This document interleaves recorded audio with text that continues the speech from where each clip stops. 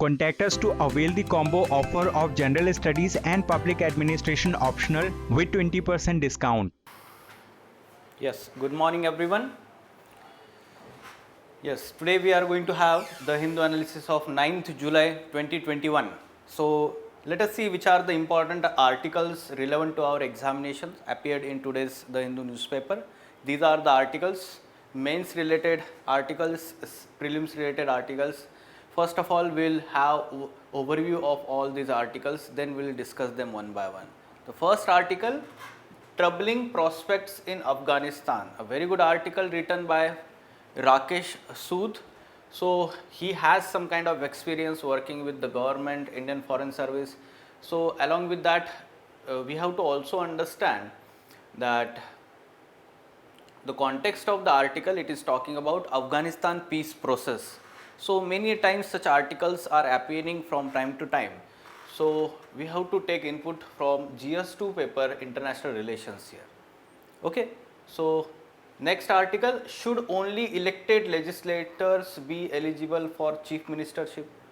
On every Friday on page number 7, op-ed page, there is interview with experts on various political, social, international relations related or economic issues. Okay, so recently Uttarakhand chief minister resigned, new chief minister was appointed. So that crisis that is going on. So from polity perspective, GS2 paper, some of the important inputs we have to take from the experts, their opinions here on page number 7. Then specifically prelims related developments, OIC should be watchful of vested interest, Ministry of External Affairs. So Organization of Islamic Cooperation, OIC. So about this international organization, many times in prelims examination, questions are relating to international organizations. So what we need to understand here, some basic information about all important international organizations. Here OIC. So we will take input here. Then Prahlad Natak, from art and culture perspective, there is supplement Friday review on every Friday, and on Sunday magazine supplement to the Hindu newspaper. So in this Friday review, generally art and culture related literature and different parts of our culture, so that is discussed in many such articles. Whenever they are relevant to our examination, we are taking input here. Prahlad Natak, this is one of the part of our art and culture, so we will take input accordingly. Lastly, some COVID-19 related developments at national and international stage. We are having follow up on daily basis here, and practice prelims MCQs on today's current affairs. Let us go into details of all these articles one by one. First, troubling prospects in Afghanistan. So before going into the article, let me tell you the background here. In April 2021, recently US President announced that US forces from Afghanistan will be withdrawn before 11th September this year. Okay, this is the context, and you should be aware that kind of question that was already asked in 2013 by UPSC. See, the proposed withdrawal of International Security Association forces from Afghanistan in 2014 is a fraught with major security implications for countries of the region. Examine in the light of the fact that India is faced with plethora of challenges and needs to safeguard its own strategic interests. Now, in GS2 paper IR section, this question was asked. A similar kind of question we can expect this year mains or next year mains examination, because this is in news for long time now. Withdrawal of US forces from Afghanistan is announced by US President, and now Afghanistan is gaining the dominance in Taliban is gaining dominance in Afghanistan slowly, but through the route of violence now. Okay, so yes, recently United States handed over Bagram Air Base to Afghanistan authorities, marking a symbolic end to its military presence. Okay, so that's why it was in news. So let us try to understand how it has been a costly lesson for US. Some facts. Why it is costly? First of all, in terms of life of US soldiers, around 2,400 US soldiers died in last 20 years war in Afghanistan. Then the second aspect you should understand the monetary aspects, monetary cost around $980 billion have been invested by US in Afghanistan in last 20 years to fight this war, and also around $140 billion or $148 billion have been invested for reconstruction purpose in Afghanistan for economic development, training of Afghan forces, police forces. This was going on. Okay, so both monetary cost as well as the life of US soldiers. So this has been the costly affair for US, and to some extent we can understand that US wanted to eliminate terrorist activities, and the kind of tag Afghanistan had as a terrorist organization safe haven. So that is to be removed. However, this has proved ineffective, and US is finding it very difficult to continue this war. Okay, so costly affair. Then we can understand, yet the real price has been paid by Afghans. Why it is said that? Because around 50,000 Afghan civilians died and around 70,000 security forces personnel died in last 20 years fighting Taliban warriors. Okay, so the real price is paid by the Afghanistan civilians, or we can say their security forces. However, there have been some positive gains too in last 20 years. So what are the positives? You should be aware about that thing also. Increased number of children in schools in last 20 years. This has increased. Proportion of girl children in schools have also increased. There is increase in overall literacy rate. Along with that, there is increase in, let's say, longevity among the people of Afghanistan, as well as there is economic development, urbanization in last few years. Okay, so these are the positive gains which are mentioned in this article. Some facts are written, but that is not required. You should be aware that in which areas the positive gains have been done. Okay, so this is good thing that US fighting the war of Afghanistan people. So this has helped the Afghanistan people in these areas. But now Taliban is gaining legitimacy in recent years. How? So yes, US is finding it is as a costly affair. At the same time, there is no ending visible before the US leaders, and therefore they are withdrawing from the Afghanistan. So recently we have seen in 2018 the US President Trump at that time started negotiation with Taliban leaders. So basically up till now there was no negotiations, talks with Taliban, and US was completely supporting Afghanistan government and its forces.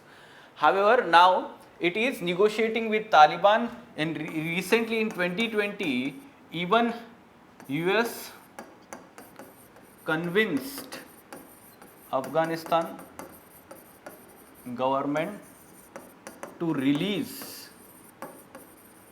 5,000 Taliban leaders or workers, their fighters, from jail. Okay, so this is how the Taliban is getting some legitimacy in its, let's say, important role to be played in Afghanistan. Okay, so in recent times now we can understand 11th September is the last date for the withdrawal. After that, what will happen? This is the major concern, and that will be decided by three questions, or we can say that three factors. Which are these three factors? The writer is saying that these three factors: first, is Taliban changing its ideology?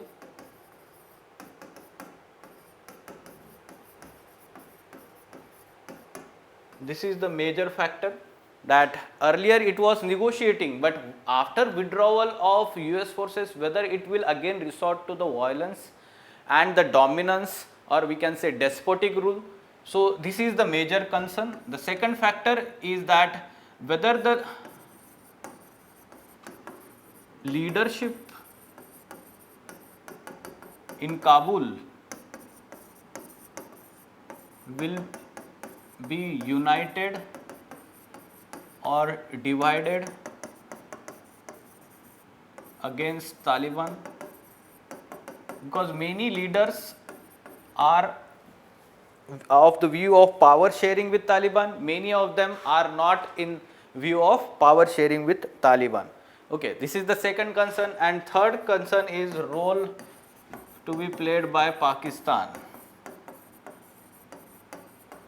So whether Pakistan will take the leverage of the situation against India or other such, let's say, promoting the terrorist activities, or Pakistan will understand the concern of promoting such terrorist organizations in Afghanistan and how it is resulting into violence in not only in Afghanistan but in the nearby region also, like its own country, India, right? So whether Pakistan will take the right stand, right approach, this factor is going to play a major role in future, deciding the future of Afghanistan and its peace process. Now, after understanding all these things, let us understand the India's interests, because the question will revolve around this. India's strategic interests. You can see in this question also that India is faced with plethora of challenges and needs to safeguard its own strategic interest. The strategic interest is that first thing we have to understand the security concerns. When Taliban will gain the stronghold in Afghanistan, the terrorist activities, infiltration through the borders by the terrorists, insurgency across the border will increase, especially in Jammu and Kashmir region. Okay, so this is the major concern. The second concern is that regarding the economic interests, because yes, Afghanistan has some kind of, let's say, mineral reserves. Along with that, it is gateway to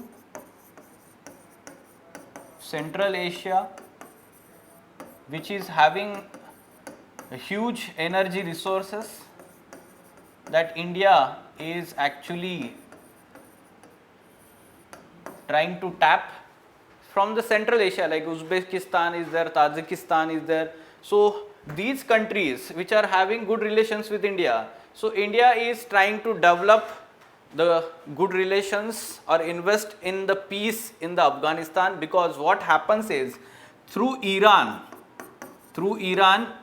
we want to go to Afghanistan through land route and then Central Asia, and that's why India is developing Gwadar port in,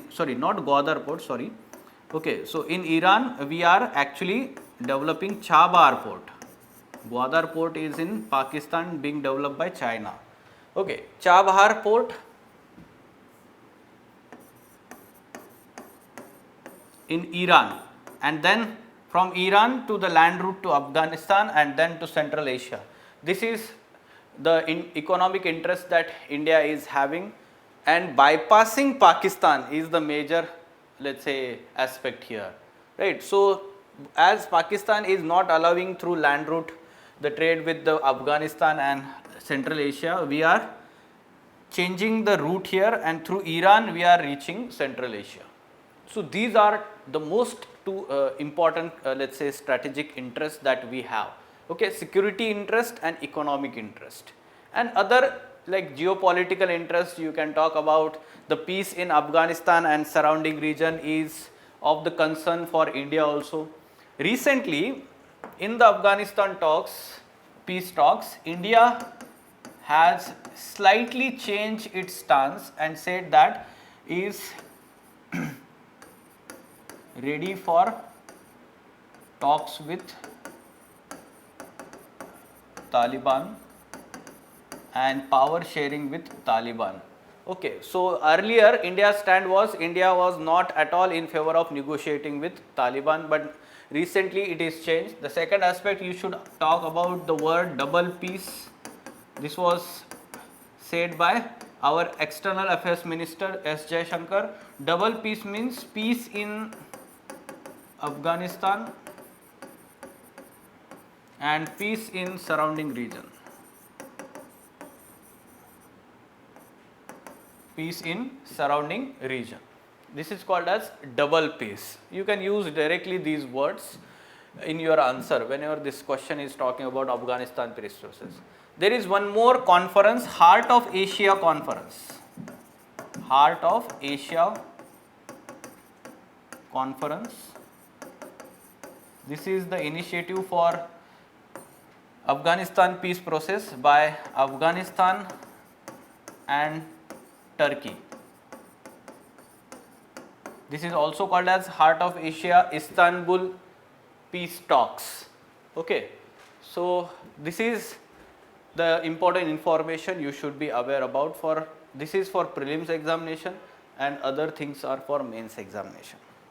Fine. Any question regarding this? Okay. Now moving on to next article.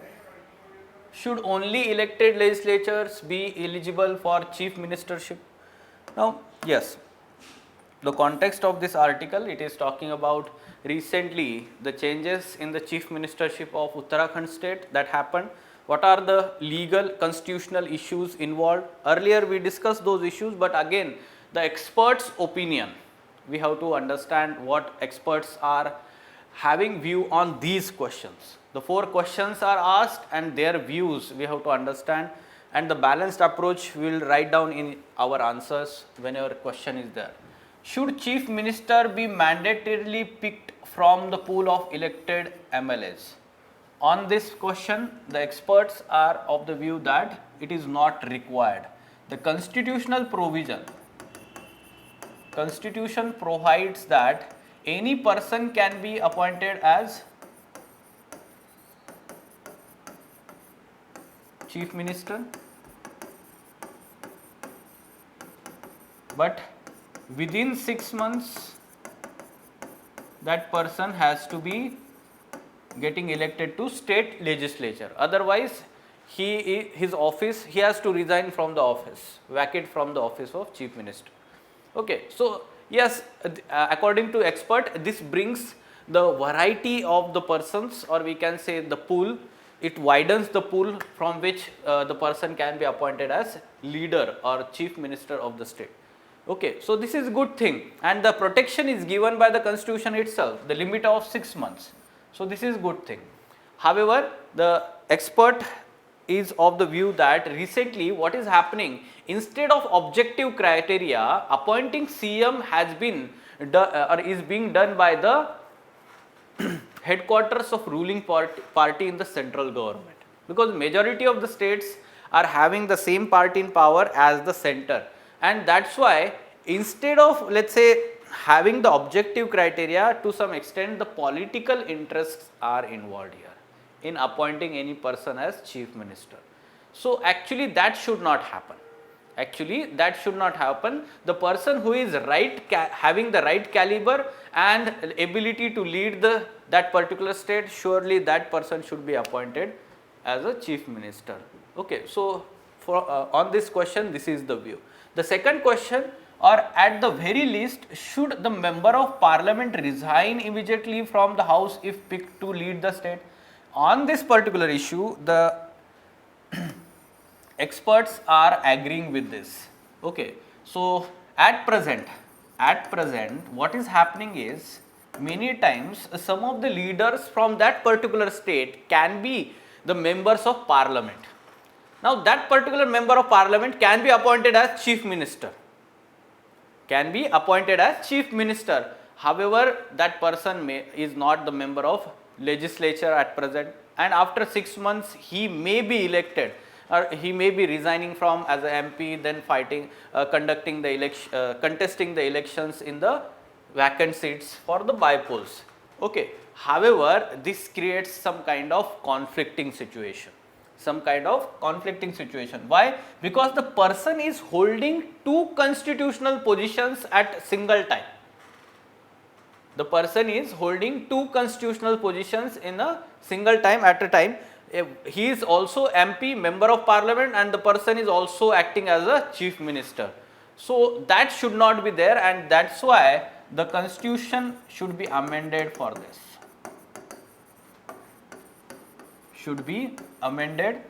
And the person should be resigning as a member of parliament when he is or she is appointed as chief minister.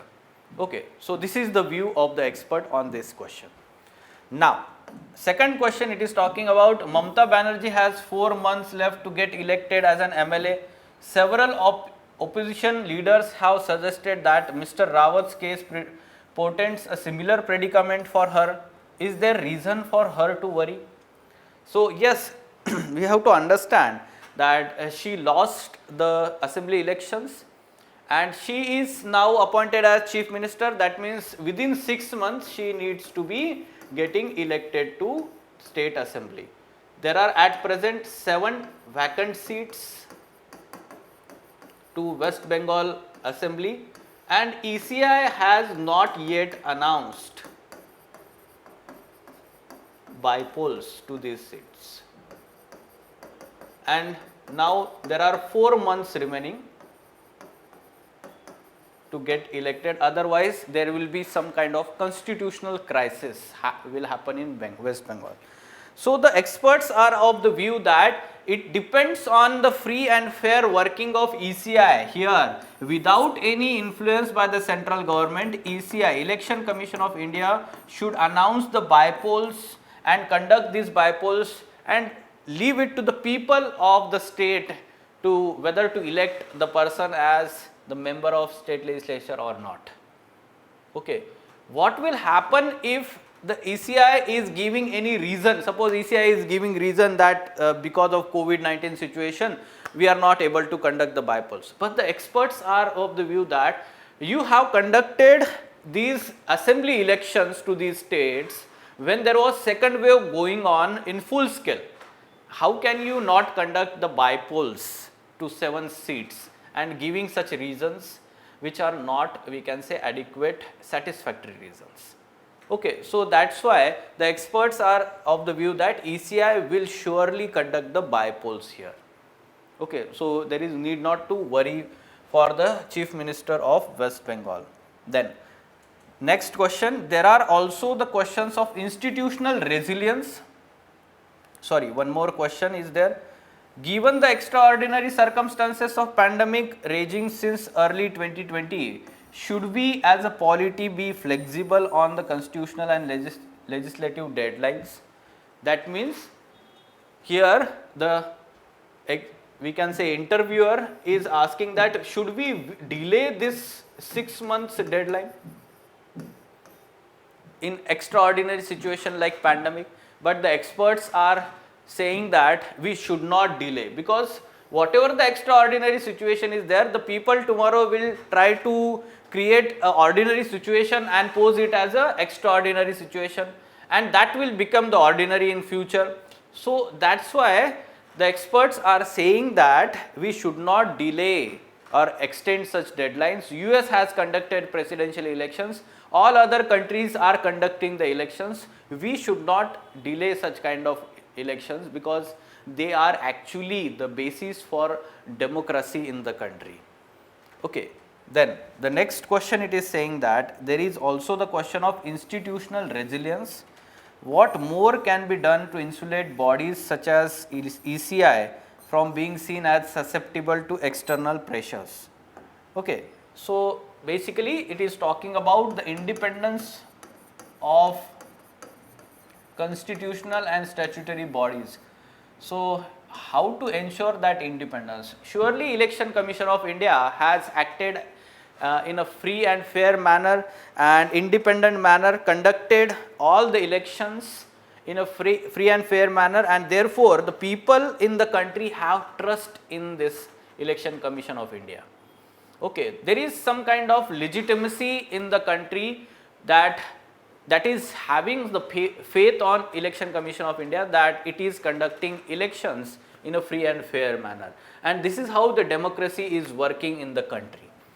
However, the former Chief Election Commissioner, one of the expert in this article, S.Y. Qureshi, he is saying that despite of the independent working up till now, two important reforms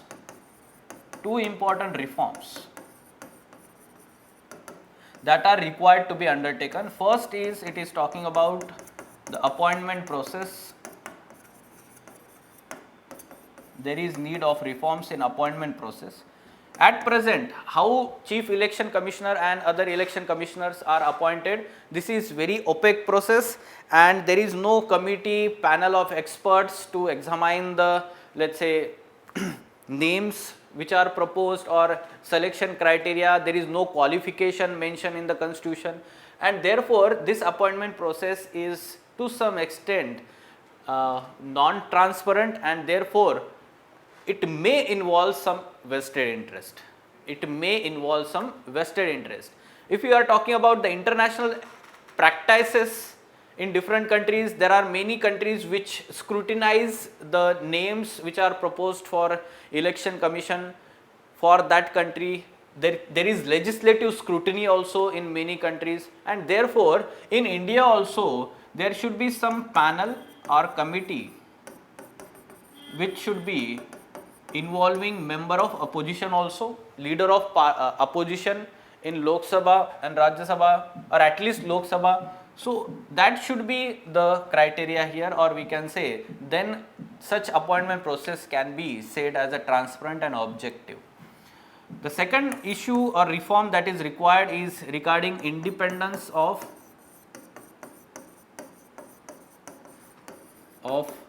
election commissioners, not Chief Election Commissioner, election commissioners.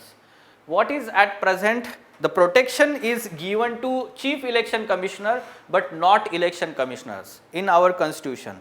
Chief Election Commissioner cannot be removed unless and until through the process of impeachment, like Judge of Supreme Court. However, the election commissioners can be easily removed without any impeachment process. Okay, so that's why the two election commissioners which are, let's say, part of this Election Commission of India, multi-member body, and this multi-member body which works on the basis of majority in decision making. What happens is, the working of election commissioners may not be in an independent manner because they are not provided with the security of tenure. The protection is not given to them, and therefore they may be having some kind of bias towards the ruling government. Okay, so that's why the independence at par with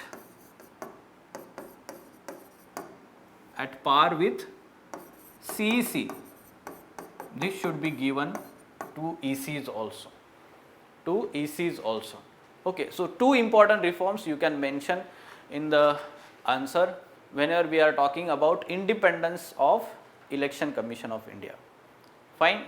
Okay, so any question regarding this particular issue? Okay, specifically prelims related developments, OIC should be watchful of vested interest, Ministry of External Affairs, India. Okay, so Organization of Islamic Cooperation should not allow itself be subverted by Pakistan, which may prompt it to interfere in India's internal affairs, said official of Ministry of External Affairs.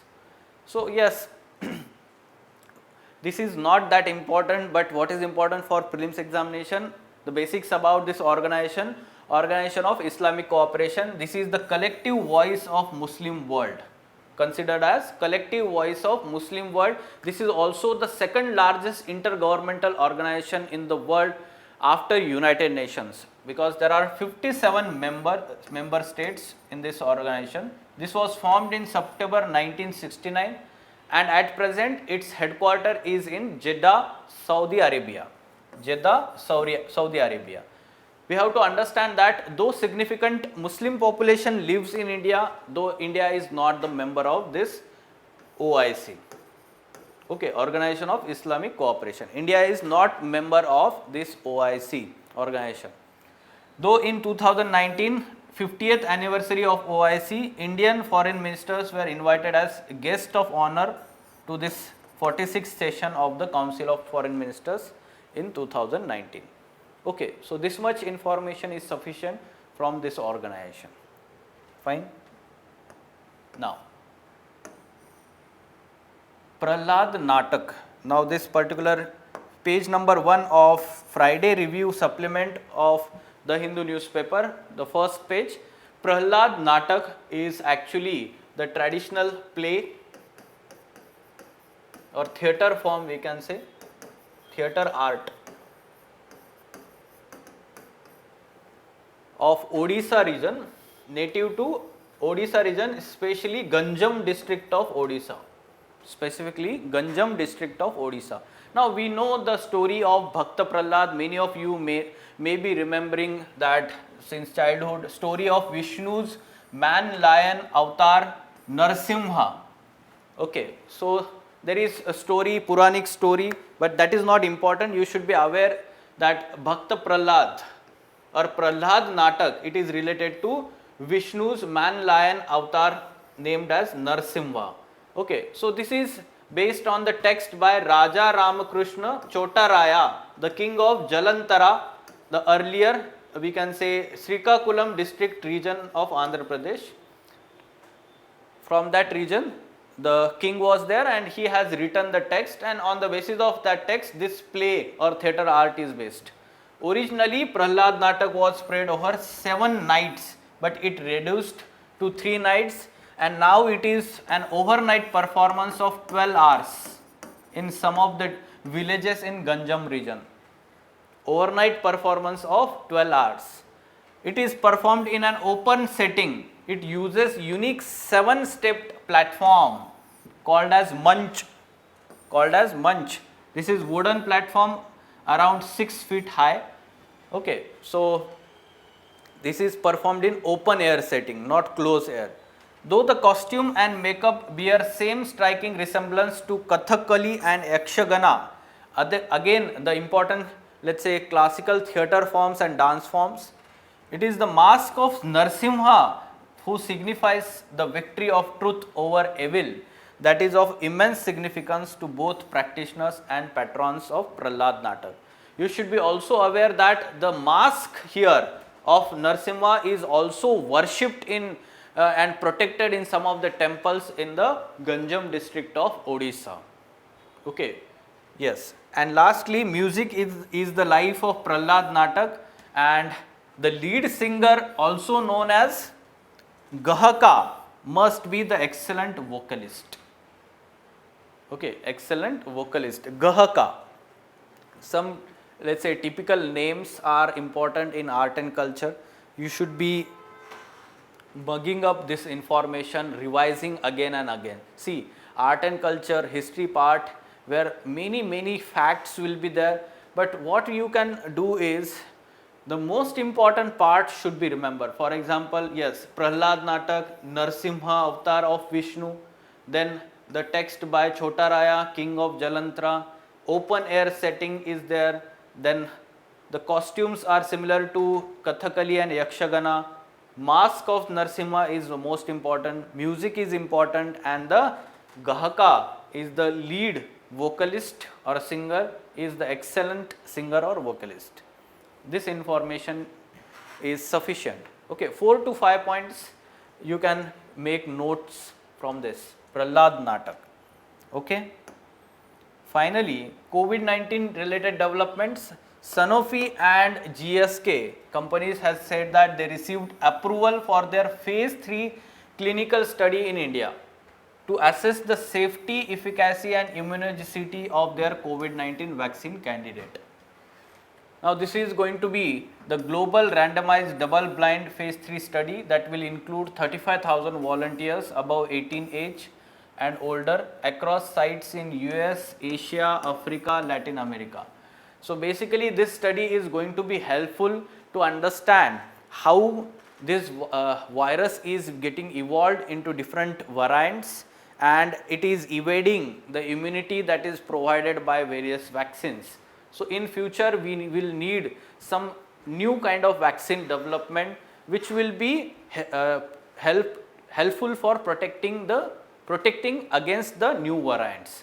So in this aspect this clinical trials are important. Now let us try to solve this MCQ. Everyone give answer to this question.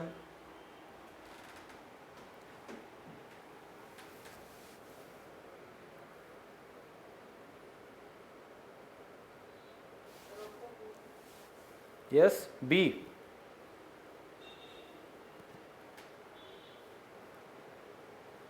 Yes, other students. Option B, sir, because of third one is the wrong answer. The only option is B only, because of third one is the not number of IOs. Okay, yes. So, Organization of Islamic Cooperation statements, we have to find the correct statements. First statement, it is the second largest intergovernmental organization in the world. Yes, this is correct. Headquarter is located in Jeddah, Saudi Arabia. This is correct. See, try to understand the headquarters of all these international organizations. You should remember them. Okay. And then India is the member of OIC. This is incorrect. India is not the member of OIC. So one can get confused that yes, significant population of Muslim community lives in India. So India may be the member of OIC. So you should be aware about the India's membership to different international organizations also. So answer should be 1 and 2 only, B. Fine. This question.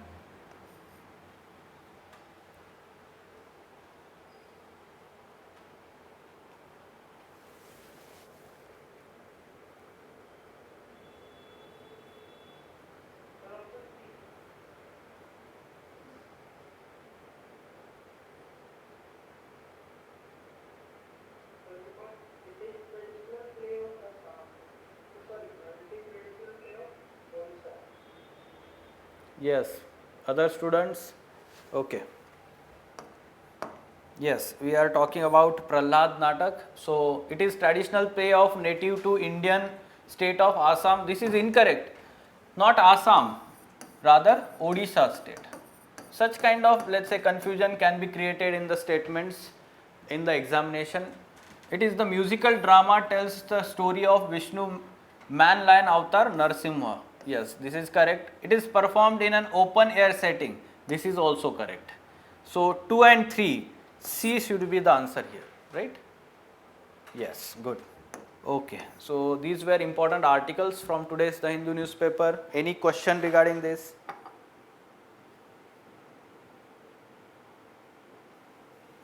Sir, I have one doubt, sir. Yes, tell me. We are not able to remove that without impeachment, sir.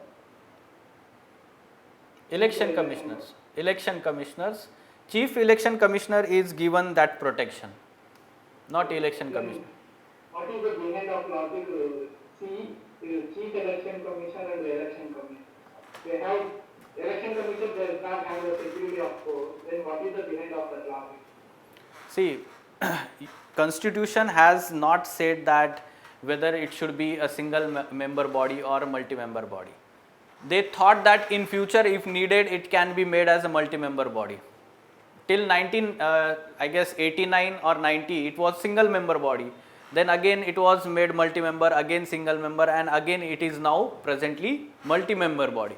So if it is single member body there will be only one CEC and protection is given to CEC. So this was actually the original thought.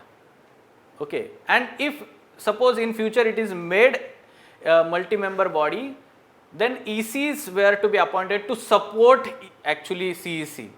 This was thought, but the problem that is created here is the concern. The decisions are taken by the majority, and when it is multi-member body and the total 3 members are there, the CEC becomes minority.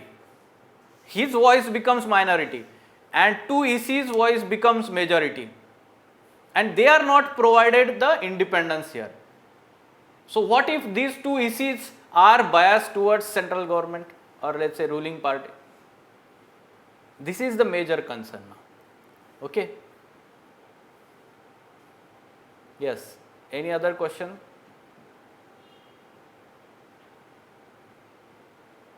Thank you, sir. Yes. Fine, then let us stop. We will meet tomorrow at the same time. Thank you. Contact us to avail the combo offer of General Studies and Public Administration optional with 20% discount.